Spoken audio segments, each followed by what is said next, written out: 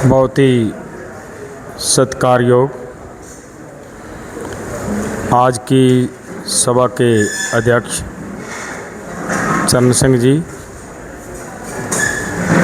और आज के इस कार्यक्रम को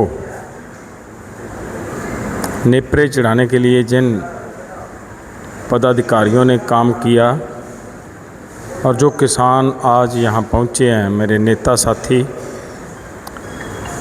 सबको राम राम, सत श्री अकाल, वाहिगुरु जी का खालसा, वाहिगुरु जी की फतेह। दोस्तों, आज आपने जो एक बड़ा काम किया है,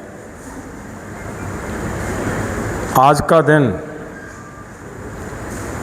किसानी के लिए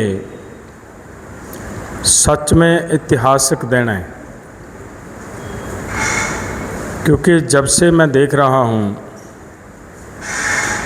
किसान संगठन टूटते तो दिखे हैं,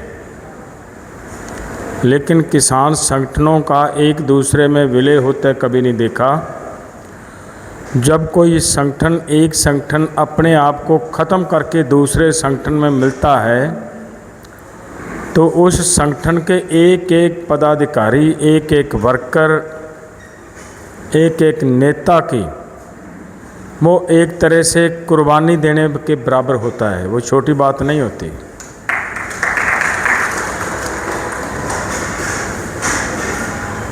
जो आपने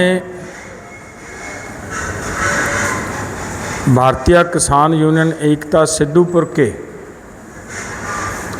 संविधान में विश्वास जताया है और उसके साथ मिलकर आगे किसानों की लड़ाई लड़ने का फैसला लिया है, इसके लिए हम भारतीय किसान यूनियन एकता सिद्धूपुर के अध्यक्ष होने के नाते पूरी टीम की ओर से आपके इस हिम्मत, इस हौसले का हम भार व्यक्त करते हैं। बहुत बड़ा काम किया है आपने। जैसे अभिमन्यु ने शुरू में एक बात कही थी कि संगठन जब टूटते हैं उसके दो कारण होते हैं। एक तो केवल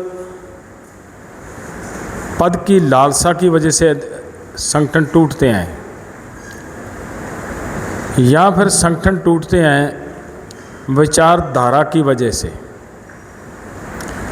विचारधारा की वजह से संगठन टूट जाए तो कोई चिंता करने वाली बात नहीं होती,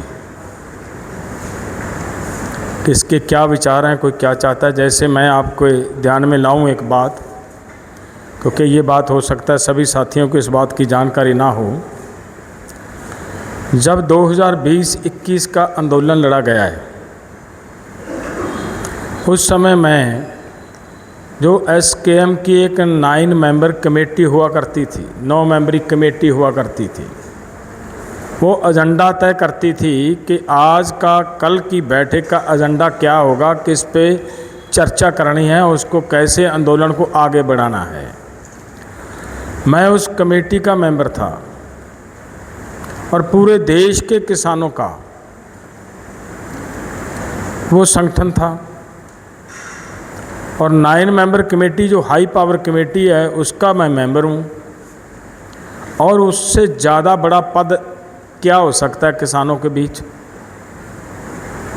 लेकिन वहाँ जो अंतर आया था, जो आज एसकेएम नॉन पॉलिटिकल बना, उसके पीछे कारण था। उसके पीछे सबसे बड़ा कारण ये था कि जिस समय 2021 के आंदोलन में ये सरकार ने कह दिया कि हम तीनों कानून वापस लेते हैं, उसके बाद हमारी आपस में विचार चर्चा शुरू हुई कि आगे आंदोलन जब करना है, एजेंडे क्या हों, किन मुद्दों पे लड़ाई लड़नी है। तो हमने वहाँ पे एक एजेंडा लिखाया जो आप अभी आज की सभा में भी बार बार वो उभर कर आया कि देश का किसान कर्ज की वजह से सुसाइड कर रहा है। उसको एक बार कर्ज मुक्त करना अति आवश्यक है, और वो आगे दोबारा कर्ज उसके सर पे ना चढ़े, उसके लिए उसको उनकी फसल का भाव पूरा मिलना अति आवश्यक है। वो तभी मिल सकता है अगर डॉक्टर कम से कम, मैं कह रहा हूँ, वैसे तो डॉक्टर स्वामीनाथन की सिफारिशों की भी अगर हम डिमांड करते हैं तो मुझे लग रहा है हम अपने किसान जमात के साथ अब भी अन्याय कर रहे हैं। न्याय नहीं है ये।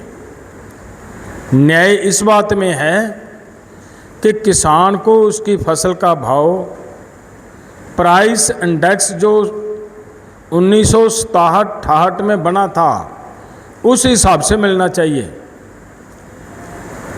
यहाँ मेरा भाई एक बात बोल कर गया था कि फसल का भाव अगर बढ़ेगा तो वो जो भूमिहीन साथी हैं उनके लिए वो प्रॉब्लम क्रिएट करेगा। जो डॉक्टर स्वामीनाथन प्राइस इंडेक्स को हमने उस समय छोड़ दिया कि चलिए कुछ ना कुछ तो डॉक्टर स्वामीनाथन के फार्मूले से भी किसान जिंदा रह पाएगा, उस आधार पे हम उससे थोड़ा पीछे हटे। तो जब डॉक्टर स्वामीनाथन की सिफारिशों की बात आती है उसमें एक बहुत इम्पोर्टेंट बात ये आती है कि किसान के जितने भी खर्च आता है खेती के ऊपर सब जोड़ा जाए, उसमें हमारे मजदूर भाई की मजदूरी भी जुड़ेगी। धान को लगाने का काम करते हैं उसका रेट भी जुड़ेगा, खेत में मजदूर काम करने के लिए गया उसकी मजदूरी की दिहाड़ी, उसका वो जितना जितना उसको वेतन दिया वो भी जुड़ेगा। जब वो जुड़ना शुरू हो जाएगा तो देखिए, मैं जो भी हमारा वो भाई है यहाँ बैठे हैं इस बात को थोड़ा ध्यान से समझने का प्रयास कीजिए। अगर सरकार इस बात पे हमारे साथ सहमत हो जाती है कि हम इसी तरीके से आपको आपकी फसल का भाव देंगे, तो अंदाज़ा लगाइए दुनिया के अंदर कोई भी बैंक, कोई और संस्था ऐसी आपको नज़र नहीं आएगी कि जो आपकी इन्वेस्टमेंट जितनी करोगे 6 महीने के अंदर अंदर उसको डेढ़ा करके आपकी जेब में डाले। वो दुनिया की कोई संस्था, कोई बैंक ऐसा नहीं है। वो केवल एक एग्रीकल्चर होगा।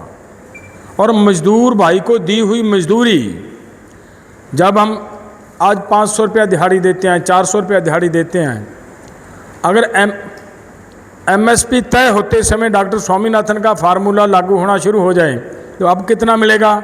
400 के बराबर हमें 600 मिल जाएगा।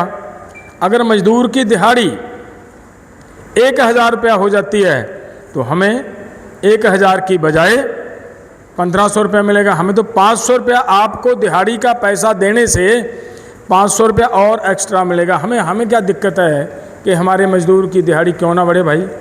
वो तो बढ़नी चाहिए। अगर वो बढ़ जाएगी तो हमारी इनकम भी बढ़ जाएगी। तो ये एक दूसरे के पूरक हैं, एक दूसरे के कि इनमें इस डिमांड में सभी की डिमांड्स हैं, किसान की भी है, मजदूर की भी है। मैं इसलिए थोड़ी बात इधर ले गया। जो मैं कह रहा था बात, वो बात